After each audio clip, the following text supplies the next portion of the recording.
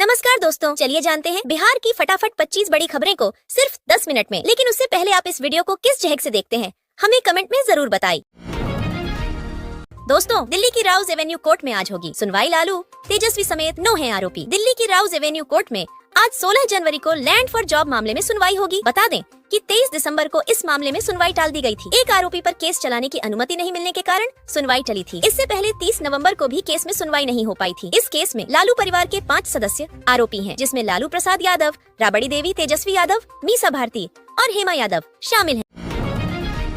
दोस्तों, बिहार में शीतलहर और कोहरे का कहर, जेट स्ट्रीम के बीच शुक्रवार के लिए राहत की ये खबर। बिहार में कड़ाके की ठंड और घने कोहरे ने जनजीवन अस्त व्यस्त कर दिया है। कई जिलों में शीतलहर जैसे हालात हैं। लोगों को ठंड से काफी परेशानी हो रही है। कोहरे के कारण ट्रेनें और विमान सेवाएं भी प्रभावित हुई हैं। मौसम विभाग का कहना है कि शुक्रवार से ठंड से कुछ राहत मिलने की उम्मीद है। अगले 4 दिनों राज्य के न्यूनतम तापमान में किसी विशेष परिवर्तन की संभावना नहीं है। मौसम के रुख को देखकर ऐसा लग रहा है ठंड का ये सिलसिला फरवरी की शुरुआत तक खिंच सकता है। हालांकि अभी इसको लेकर कोई पूर्वानुमान जारी नहीं किया गया है।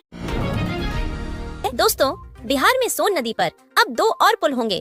जानिए कहां बनेगा 7वां ब्रिज। सोन नदी पर जो छठा पुल बन रहा है वो पंडुका पुल है, जो बिहार और झारखंड को जोड़ेगा। पलामू के श्रीनगर से रोहतास के नौहट्टा को ये पुल जोड़ेगी। इस पुल के बनने का इंतजार दोनों राज्यों के लोगों को बेसब्री से है। बता दें कि डेहरी ऑन सोन के बाद काफी दूर तक सोन नदी पर पुल नहीं है, जिसके कारण लोगों को पुल पार करने के लिए डेहरी जाना पड़ता है। इस पुल के बनने से वो परेशानी दूर होगी।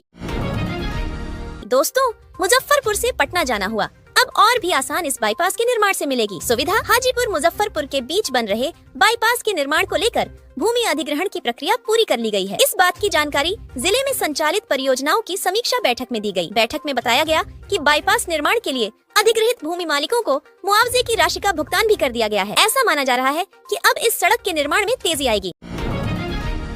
दोस्तों, तेजस्वी यादव का नीतीश कुमार पर हमला बोले रिटायर्ड अधिकारियों को साथ लेकर घूम रहे सीएम मुख्यमंत्री नीतीश कुमार 20 वर्षों में जो न कर सके वो अब करने की बात कर रहे हैं। वो प्रगति यात्रा नहीं, दुर्गति यात्रा कर रहे हैं। नीतीश कुमार के पास कोई विजन नहीं है, कोई ब्लूप्रिंट नहीं है। वो एक थके हुए मुख्यमंत्री हैं, जो तमाम रिटायर्ड अधिकारियों को साथ लेकर घूम रहे हैं। कार्यकर्ता दर्शन सह संवाद यात्रा के तहत गया आए नेता प्रतिपक्ष तेजस्वी प्रसाद यादव ने यह बातें गुरुवार को जिला अतिथि गृह में प्रेस वार्ता को संबोधित करते हुए कहीं। कार्यकर्ता दर्शन सह संवाद कार्यक्रम में शामिल होने के लिए गया पहुँचे हैं। गया जिले के 10 विधानसभा के कार्यकर्ता इस कार्यक्रम में शामिल होंगे।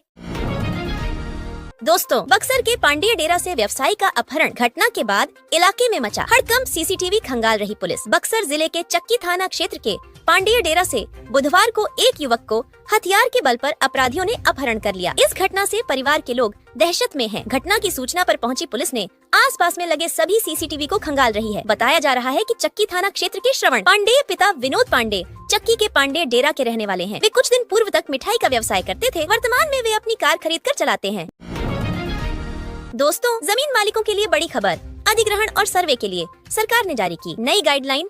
सरकारी योजनाओं के लिए जमीन अधिग्रहण के बाद होने वाले विवादों से बचने के लिए बिहार सरकार ने नया निर्देश जारी किया है। इस निर्देश के अनुसार अब जमीन की प्रकृति का निर्धारण वर्तमान स्थिति के आधार पर किया जाएगा, न कि 100 साल पुराने खतियान के आधार पर। इसके अलावा अधिग्रहित जमीन की फोटोग्राफी और वीडियोग्राफी भी कराई जाएगी। दोस्तों, तेजस्वी ने महिलाओं से कर दिया एक और बड़ा वादा। कहा सरकार बनी तो 1 महीने के अंदर। नेता प्रतिपक्ष तेजस्वी यादव ने अररिया में कार्यकर्ता दर्शन सह संवाद कार्यक्रम में कहा कि उनकी सरकार बनी तो 1 महीने के अंदर माई बहन मान योजना शुरू होगी, जिसमें महिलाओं के खाते में हर माह 2500 रूपए भेजे जाएंगे। उन्होंने आगे कहा कि उनकी सरकार में 200 यूनिट बिजली मुफ्त दी जाएगी। विधवा व सामाजिक सुरक्षा पेंशन को 400 से बढ़ाकर 1500 रूपए कर दिया जाएगा।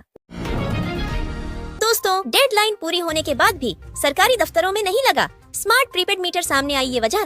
बिहार में सरकारी दफ्तरों में स्मार्ट प्रीपेड मीटर लगाने की डेडलाइन 2 महीने पहले ही पूरी हो गई है, लेकिन अब तक सभी सरकारी दफ्तरों में स्मार्ट मीटर नहीं लगा। 20% दफ्तरों में अब भी काम बचा हुआ है। जिस कंपनी को स्मार्ट मीटर लगाने की जिम्मेदारी दी गई है, उन्हें अपने वेंडर के साथ समस्या है। इस कारण काम समय से पूरा नहीं हो पाया। दोस्तों, सभी महिलाओं को मिल रही फ्री सिलाई मशीन। जल्दी फॉर्म भरें। सिलाई मशीन योजना के माध्यम से लाभार्थी श्रमिक वर्ग के व्यक्तियों के लिए 10 दिन का उचित प्रशिक्षण उपलब्ध कराया जाएगा और प्रशिक्षण प्राप्त कर आप सभी आसानी से सिलाई का कार्य सीख सकेंगे। और प्रशिक्षण में सफलता प्राप्त करने के बाद में आपको सरकार द्वारा प्रमाण पत्र भी प्रदान किया जाएगा। श्रमिक वर्ग के व्यक्तियों के लिए रोजगार का साधन एवं उन्हें उचित प्रशिक्षण उपलब्ध कराने के उद्देश्य के साथ में प्रधानमंत्री नरेंद्र मोदी के द्वारा सत्र 2023 से 17 सितंबर को सिलाई मशीन योजना का शुभारंभ किया गया है और इस योजना के माध्यम से शुरुआत में 50,000 महिलाओं लाभ प्रदान करेंगे। दोस्तों, नीतीश सरकार के हर कर्मचारी को करनी होगी ये ट्रेनिंग। सीएस अमृतलाल ने दिए निर्देश। बिहार सरकार ने सभी कर्मचारियों के लिए इंटीग्रेटेड गवर्नमेंट ऑनलाइन ट्रेनिंग आई-गोट को अनिवार्य कर दिया है। अधिकारियों को 15 फरवरी तक एक कोर्स पूरा करके उसका प्रमाण पत्र प्राप्त करना होगा। मुख्य सचिव अमृतलाल मीणा ने सभी श्रेणी के पदाधिकारियों और कर्मचारियों को इस संबंध में निर्देश जारी किए हैं। आई-गोट कर्मयोगी प्लेटफॉर्म पर लॉगिन करके अपने पसंद का कोर्स करें और प्रमाण पत्र प्राप्त करें।